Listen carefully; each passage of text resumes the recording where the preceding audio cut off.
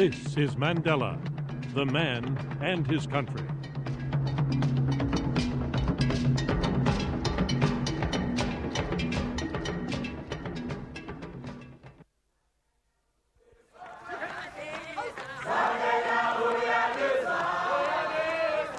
It was an announcement South Africa and the world had awaited for more than a quarter of a century.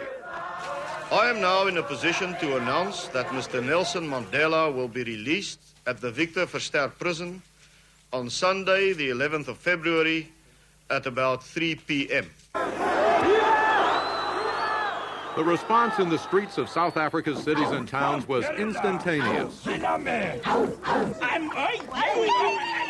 Joyous and violent.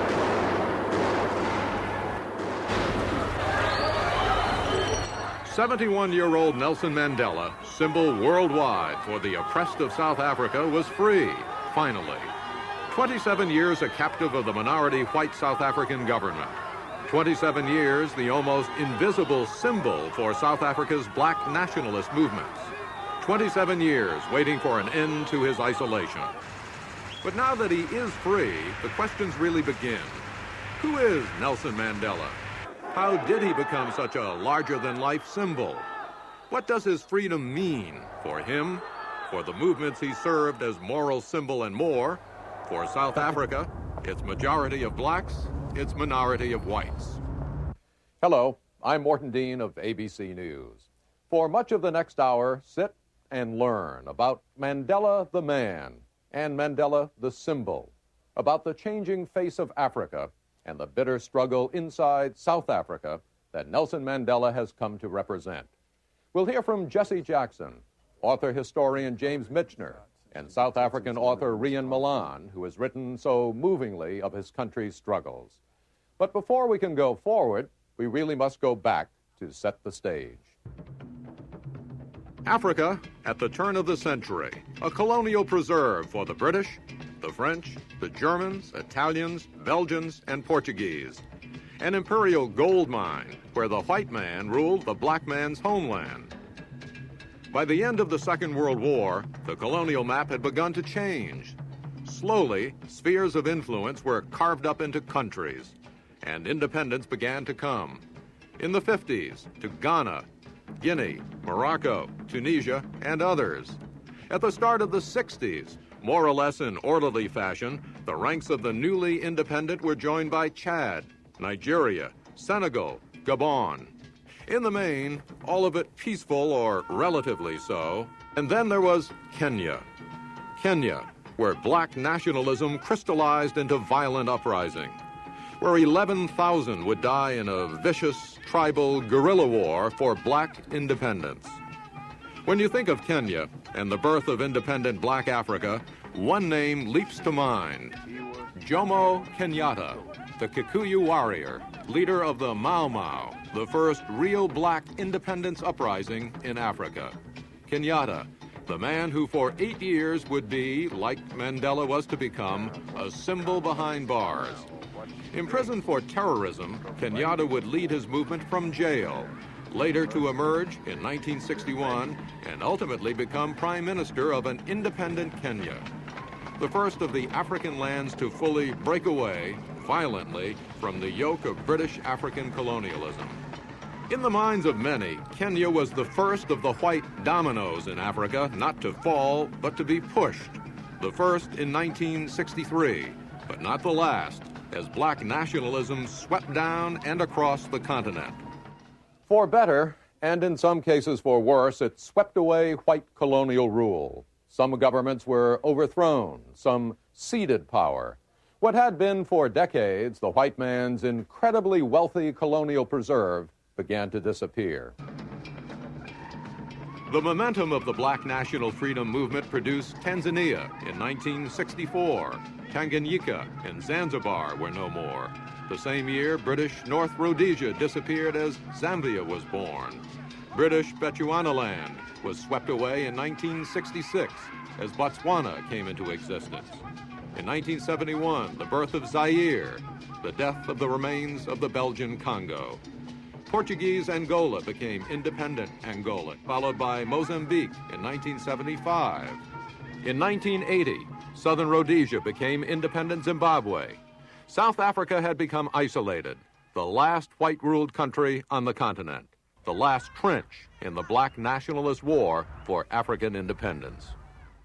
In 1980, Jomo Kenyatta was dead. Nelson Mandela, who replaced him as the Black nationalist symbol, had already been in jail for 17 and a half years.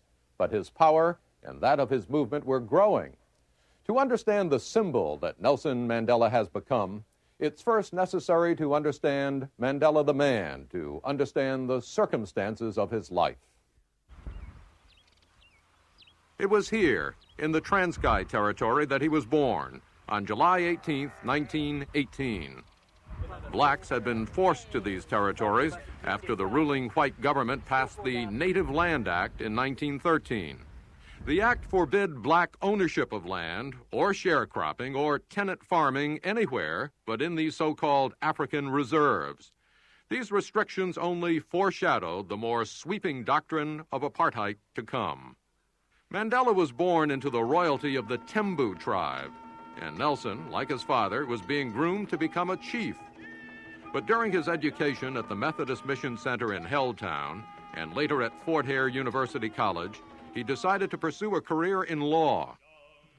Activism came early to Nelson Mandela. Participation in a student strike resulted in him being thrown out of Fort Hare at the age of 22. But 2 years later, he did receive his degree, and 2 years after that, in 1944, he joined the African National Congress. Having moved to Johannesburg, Mandela, together with Oliver Tambo and Walter Sisulu, founded the Congress Youth League of the ANC. In those early years, Mandela was an organizer and a leader, a believer in protest, but also in nonviolence. In 1948, the all-white National Party legalized the already pervasive system of apartheid, adopting and enforcing, among other things, laws prohibiting racially mixed marriages, laws forcing blacks to carry registration cards, laws further delineating where blacks could live and where they could not. The ANC's response was to organize strikes and call for civil disobedience. In 1952, as volunteer-in-chief of a nationwide defiance campaign, Nelson Mandela was arrested for the first time, charged under the Suppression of Communism Act. He received a suspended sentence, but he was banned. Under South African law, a banned person may not speak out, may not be quoted, may not write for publication, may be confined to certain areas, and may not meet with more than one person at a time. Mandela was banned for 6 months. But in 1953, his bans were extended for 2 years, and he was ordered to resign from the ANC. Still, he worked behind the scenes, and when the bans were lifted in 1955, he was instrumental in the adoption of a freedom charter by the ANC. It called for a non-racial state, division of land among those who work it, restoration of the national wealth to the people. Other organizations adopted the charter, and 1956 became a year of riots, boycotts, and demonstrations against the increasing stranglehold that apartheid was placing on non-whites. In December of 1956, now deputy president of the ANC, Mandela was again arrested, one of 156 activists charged with treason under the Suppression of Communism Act. The charge? Seeking to overthrow the government. The trial would drag on for 54 months. The participants, when not in court, were free on bail, and for Mandela, this meant freedom to continue the struggle. In 1960, the issue was the hated passbook blacks had to carry to move from place to place. While Mandela had already publicly burned his passbook, in that year the government extended the law to include women. Protests followed, and on March 21st, in Sharpeville, near Johannesburg, police fired into a crowd of unarmed demonstrators. 69 people were killed, nearly 200 wounded. In the chaos that followed, a state of emergency was declared, and unsanctioned political organizations were banned. The ANC was now illegal. In March of 1961, After 4.5 years of trial, Mandela was acquitted of the treason charge for lack of evidence. But within weeks, he was a fugitive, wanted this time for advocating and organizing demonstrations against the proclamation of the white supremacist Republic of South Africa in May of that year. The protests were ineffective, and there was Sharpeville. It had left a mark on Nelson Mandela. He decided nonviolence was not working for blacks, and so a paramilitary wing was added to the outlawed ANC, Umkhonto we Sizwe, MK, the Spear of the Nation, a change of tactics involving sabotage and attacks on economic targets of the white power structure. There are many people who feel that it is useless and futile for us to continue talking peace and nonviolence against a government whose reply is only savage attacks on an unarmed and defenseless people. It was his last interview as a free man. Still, despite his frustration, he sounded a note of possible accommodation. We have made it very clear in our policy that South Africa is a country of many races. There is room for all the various races in this country. Avoiding arrest for almost 2 years, Mandela pressed his cause, taking military training from the Algerian army, seeking support in London from the British opposition parties. In the summer of 1962, having returned to South Africa at the age of 44, he was apprehended, tried, and sentenced to 5 years in solitary confinement. The charges: incitement to strike and leaving the country without valid travel documents. A year later, a farm in Rivonia, a suburb of Johannesburg, was raided. It was the underground headquarters of the ANC. Captured were Walter Sisulu, Govan Mbeki, and other leaders of the ANC, as well as writings linking Mandela with the campaign of sabotage. The so-called Rivonia trial commanded international attention. Brought from his prison cell, Mandela conducted his own defense, setting a tone for the movement and himself in words whose echo is still being heard. I have fought against white domination, and I have fought against black domination. I have cherished the ideal of a democratic and free society in which all persons live together in harmony and with equal opportunities. It is an ideal which I hope to live for and to achieve.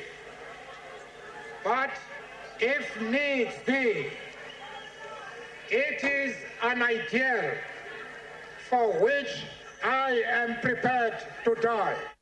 After an 11-month trial, Nelson Mandela was sentenced to life in prison. He was taken to Robben Island in 1964, put to hard labor, and declared a non-person. He became prisoner number 466/64. His words were not to be quoted or discussed. His photograph was not to be taken or displayed. On the mainland, the pace of protest slowed. What was left of the ANC fled the country, setting up headquarters in exile in neighboring Zambia. The government pressed its advantage, passing the Black Homelands Constitution Act, allowing for the independence of 10 tribal homelands as a way of separating blacks from the white population. Only 4 homelands accepted that independence. None was recognized outside South Africa. Black activists rejected them outright. June 1976, a student demonstration in Soweto Township sparked nationwide unrest. In the next 8 months, nearly 1,000 people died. September 1977, Steve Biko, leader of the Black Consciousness Movement, died in police custody. A month later, the government banned the country's 2 main black newspapers, outlawed at least 19 more anti-apartheid organizations, and arrested 70 of their leaders. It was a cycle of protest and repression that continued into the 80s, defying every attempt by the government to quash it, growing stronger with each attempt to contain it. But the government remained rigid. In Nelson Mandela's absence, his second wife, Winnie, whom he married in 1958, became the message carrier to the faithful. That message, too, was unchanged. The government knows that the violence that is taking place today is in response to the violence of the fascist settler minority regime. And through the decade of the 80s, the violence escalated. Here's how ABC News correspondents reported some of the events. There is a lot of blood on the streets of South Africa these days. This morning, at this intersection in the black township of Uitenhage near Port Elizabeth, a funeral procession of about 3,000 blacks was stopped by the police, who then opened fire. At least 17 blacks are dead by official count and 36 wounded. The marchers, according to police, were attempting to enter a white suburb. Gangs of blacks attacked cars and trucks, setting them afire in the townships near Durban today. They engaged police in running street battles. These men, sort of a government-sanctioned Zulu policing force, they've been called vigilantes by other blacks, moved in to take control. The trouble around Durban erupted earlier this week in apparent protest to the killing last Thursday of a civil rights lawyer. And though he was in prison, the symbol that Nelson Mandela had become served as a rallying point. His name, a battle cry. From the beginning, early this morning, South African police were determined there'd be no demonstrations of any kind in Cape Town today.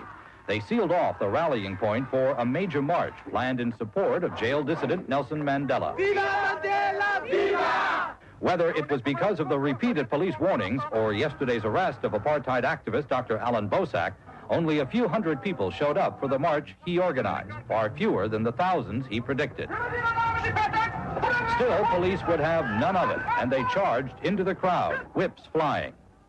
Time after time, the police attacked as the crowd dispersed, then regrouped. Between January of 1984 and July of 1986, more than 2,000 were killed. In late 1985, President Botha was desperate enough to try and cut a deal. Nelson Mandela had been moved to Pollsmoor Prison near Cape Town in 1982. Senior government officials were rumored to be visiting him in secret. To Botha, the time must have seemed right. If Mr. Mandela gives a commitment that he will not make himself guilty of planning, instigating or committing acts of violence for the furtherance of political objectives, I will in principle be prepared to consider his release. Although technically still a non-person, Mandela's reply was carried by his family to the people.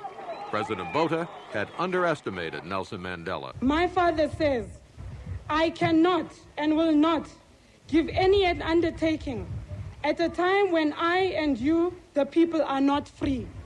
Your freedom and mine cannot be separated. The violence continued. Played out on the world's television screens, international reaction was finally galvanized. The United States, against the wishes of President Reagan, joined in the imposition of sanctions. We simply have to make a statement about apartheid and our opposition to it. While rejecting a total trade embargo with South Africa, which the House has passed, the committee's bill does have economic teeth.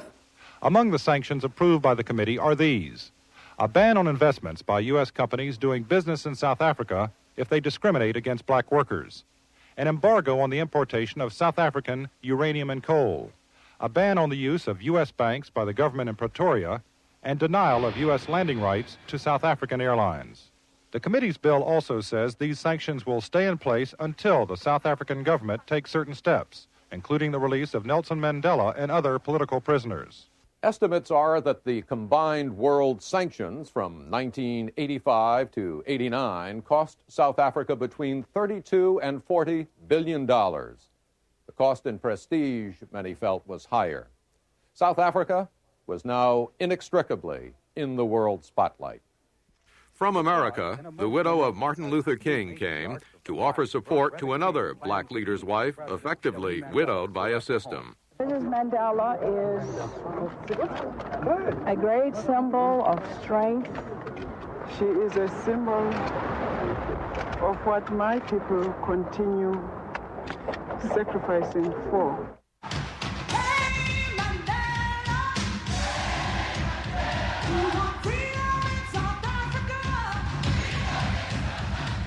The world picked up Mandela's song and Black South Africa's cause. Free, free, South free. The continued pressure began to take its toll, and the first cracks in the system appeared. Meetings that had been secret could now be discussed publicly. State-run South African TV made the announcement tonight about the surprise meeting between President Botha and Nelson Mandela.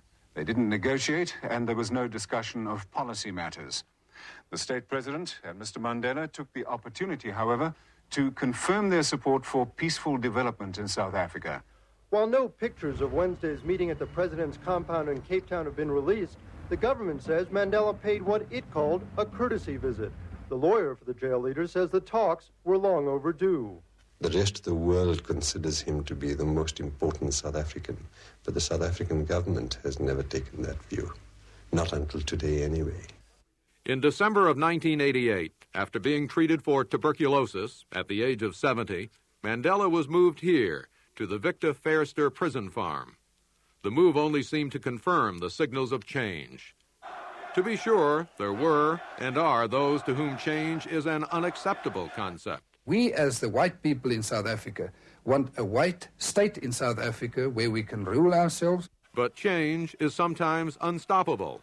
And on February 2nd, 1990, Willem de Klerk, the new South African president, addressed the nation. It is time for us to break out of the cycle of violence and to break through to peace and reconciliation. The prohibition of the African National Congress, the Pan-Africanist Congress, the South African Communist Party, and a number of subsidiary organizations is being rescinded. I wish to put it plainly that the government has taken a firm decision to release Mr. Mandela unconditionally. After 27 years in prison, Nelson Mandela would be free. 9 days later, he was, and the flow of memorable images began. There's Mr. Mandela, Mr. Nelson Mandela, a free man taking his first steps into a new South Africa. A salute from Mr. Nelson Mandela, his wife Winnie, greeting the people outside the fences of the Victor Verster prison. That is the man who the world has been waiting to see.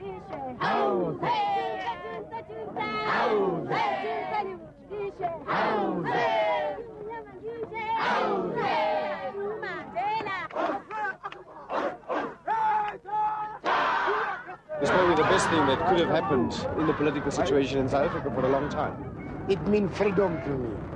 It's about time this country changed and came out of the dark ages.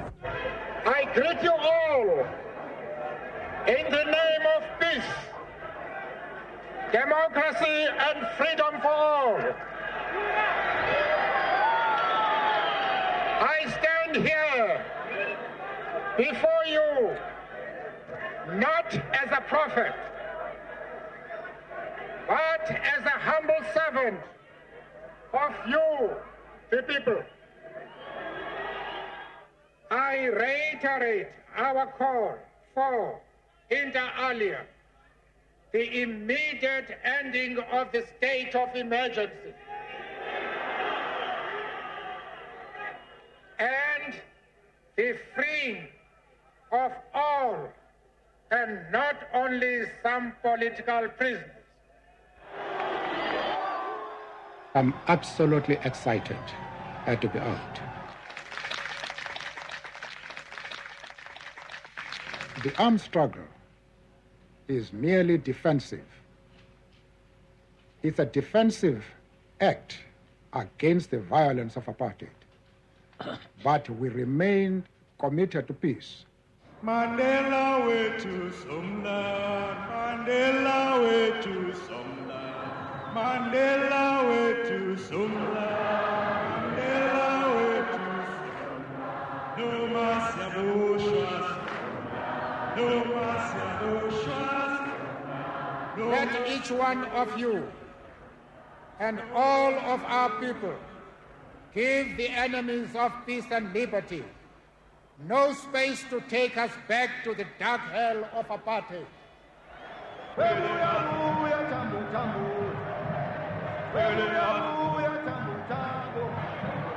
This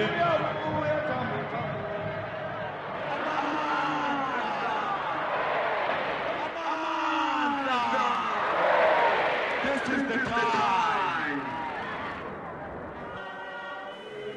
So there he is, Mandela, the free man, no longer just a series of still pictures and fragments from decades-old speeches. He is a man with a plan for his country and his people.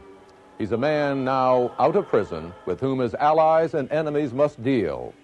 And to do that, they have to answer some very basic questions. How did he become such a symbol? And now that he's free, is that symbol likely to change? Those are questions we put to four people who know South Africa and South Africans very well. The Reverend Jesse Jackson, James Michener, who began studying South Africa in the 1960s for his novel The Covenant, Randall Robinson of Trans-Africa, and South African journalist Rian Milan, author of the recently published My Traitor's Heart. First question, the meaning of Nelson Mandela, the man and the symbol. Traditionally, we've been taught, governments encouraged us to look upon him as some sort of communist terrorist demon. And I think that there's still whites in the country who look at him that way. But for the bulk of us, he's become a sort of living mirror in which we see a rather cruel reflection of ourselves. I think it's by his unshakable adherence to the principles he believes in, and by his unwillingness to accept freedom on the conditions set by whites in spite of 28 years behind bars, he's caused an awful lot of us to have a very, very good look at what has been going on inside our hearts and minds. And I think that there are many of us who have reached, well, conclusions that would have been unthinkable 10 years or so ago. I saw an Afrikaans journalist on television last night who said that what we need in South Africa is a Moses to lead us out of the wasteland in which we're in. And at the moment, the only Moses on the horizon in South Africa is Nelson Mandela. He is the classic suffering servant. And while suffering in jail as a political prisoner in the context of apartheid, this extremely repressive system, he emerges as the one who has articulated the new and the free and the democratic South Africa. So on the one hand, he represents the highest of our democratic ideals. On the other hand, he represents the classic oppressed person in the racist system. The second thing is that Mandela has developed a mystique and a moral authority. He is a man sitting in jail without the right to vote, without a dollar, without a bullet, without a standing army, and is negotiating.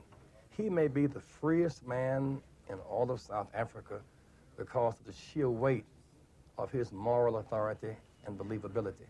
Well, when some 25 million black people are being discriminated against in every respect in their homeland, a homeland which I grant they share with whites who also have it as their homeland, the blacks will search through all of their personalities to find some woman or some man who symbolizes the fight that they're engaged in and the ambitions which motivate them.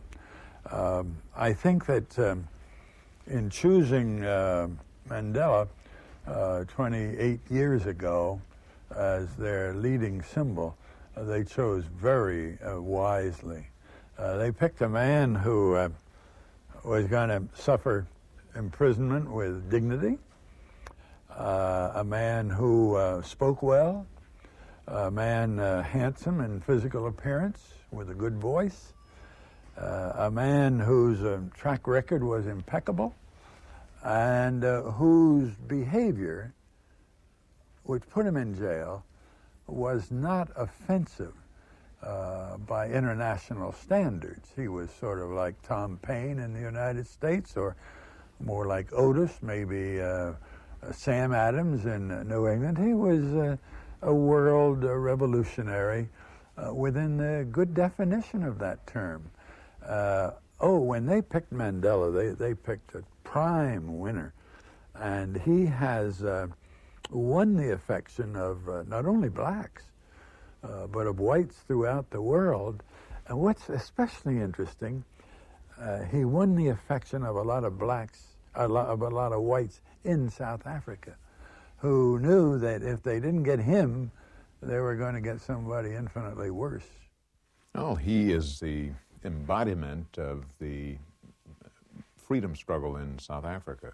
He, to honor Nelson, really, Nelson Mandela, for us here, black Americans, and people throughout Africa and the Caribbean, or people anywhere in the world who struggle against injustice, is to honor the very best in all of ourselves.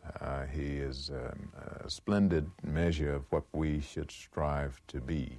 Regal, strong, bright, principled, unwavering, all of those things. And on Sunday, when he emerged from prison after 27 years, the sight was so remarkable because there's no visible diminution of any of the things I spoke about. An extraordinary capacity to endure and to emerge unbroken. Well, believe me, the Mandela who went into prison was a very strong man. The Mandela who came out and spoke to us yesterday over television is an even more powerful man.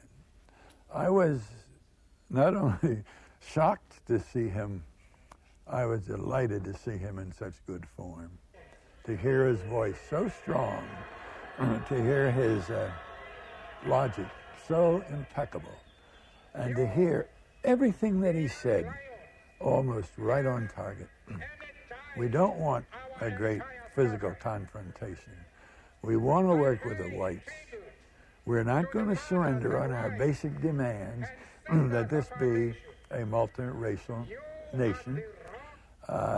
I thought his performance was superb. He reminded me somewhat of one of Lincoln's inaugural addresses, where he said, "Let's bind up the wounds and get on with life." You put a very good man into jail, but you also got a very good man out of jail. And I think South Africa should rejoice that a man as good as that was the one they got back. Well, it's clearly a watershed in South African politics. I could say for the last 40 years, but perhaps even for the last 3 centuries, the ruling Afrikaners have believed that they would always have it their own way. And to the extent that they've been willing to deal with black leaders, it's been with black leaders of their own creation, men who are prepared to work within apartheid structures, and essentially operates on white terms, on terms set by white people. The unbanning of the ANC and of the PAC and Mandela's release, for the first time, signals Afrikaners' realization that they're going to have to deal with what the left and the opposition in South Africa calls real black leaders, and Mandela certainly is that. So in that respect, his release is remarkably significant, yes. I think it heralds the first move towards the normalization of South African politics. I doubt that it's an end in itself. I think it's the start of something, of a long and probably painful process of negotiation that might be punctuated by violence. It'll be a tidal wave. For those who are prepared for a new South Africa, they'll ride the surf, as they are doing in Eastern Europe. For those who are not prepared, they'll be drowned. We hope that people can ride the surf to a democratic order, to relieve whites of the fears they've been taught to harbor. Whites here, guns have been sold tenfold since the clerk's speech last week. They've been taught the big lie that blacks were inferior and destructive and would hurt them. Lies lead to fear, fear to hatred, hatred to violence, and violence to conquest. And so whites must be relieved of those fears, and blacks of their pain and oppression. For a new South Africa, there will be cultural expansion as opposed to isolation, diplomatic connections as opposed to severance, and economic growth and expansion as opposed to the stifling that's taking place now with the sanctions from around the world. I think what good flows from it is the momentum towards the inevitable result of democratic South Africa. The question is how great a price must be paid during the passage in bloodshed and time and opportunity lost. I think his release and his unwavering commitment, his high ground message adds to our optimism that the distance can be traveled with not ease, but less difficulty than might have been there. The troublesome part of anything of this kind is that anytime a human being is described as a mythic figure, it is virtually impossible for any mortal to meet those expectations. He can't be expected to control the behavior of millions and millions of people, black and white.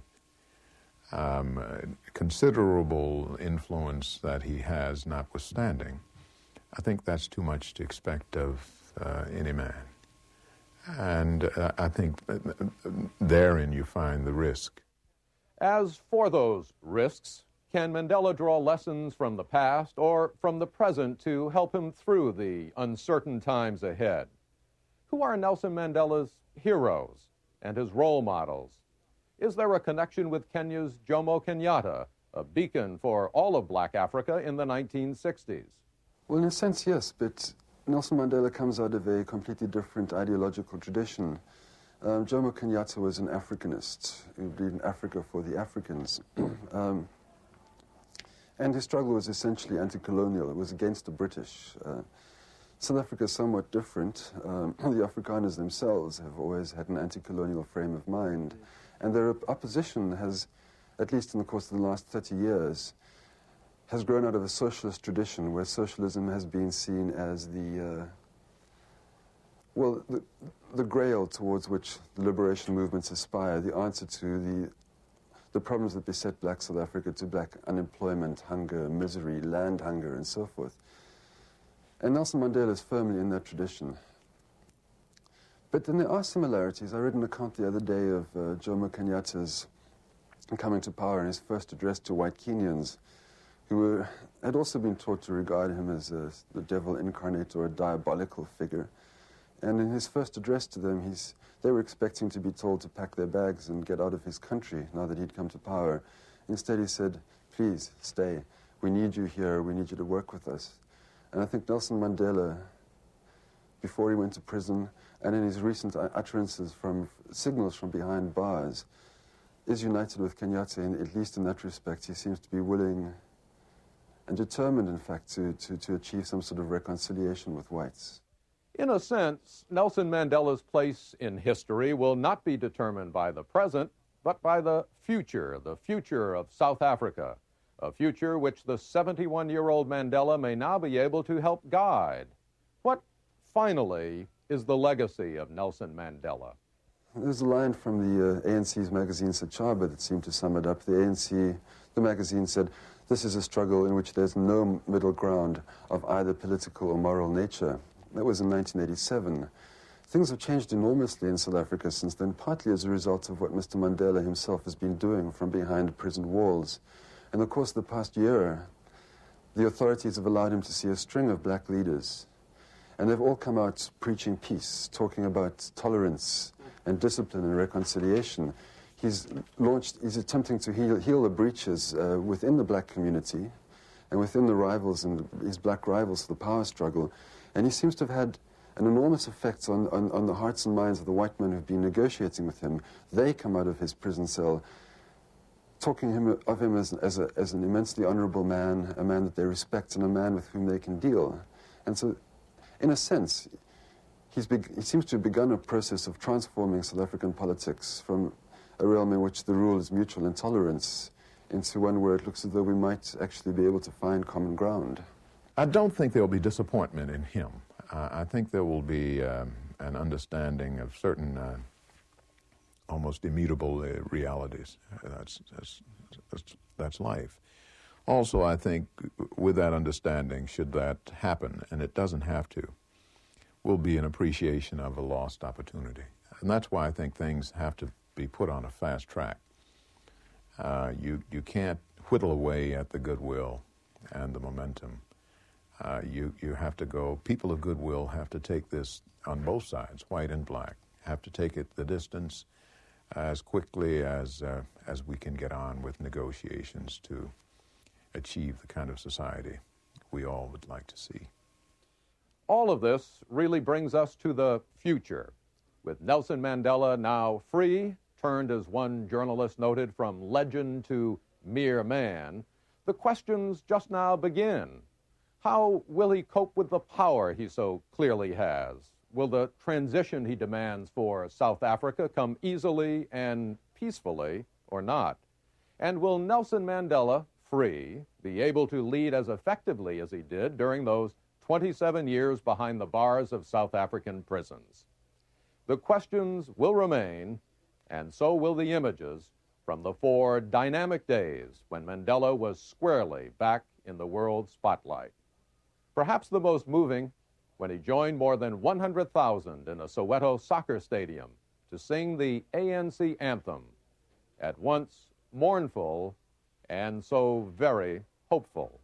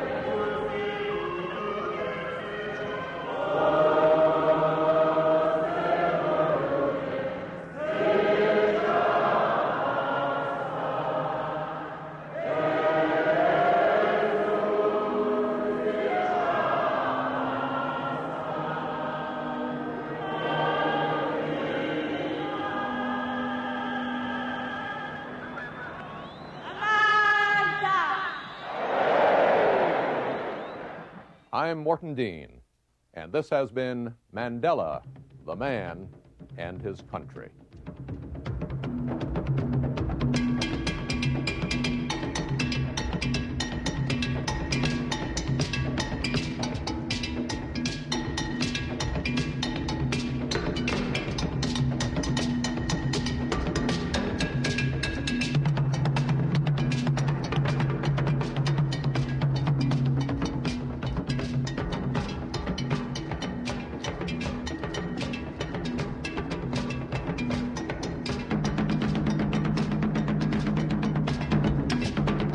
This has been a special production of ABC News.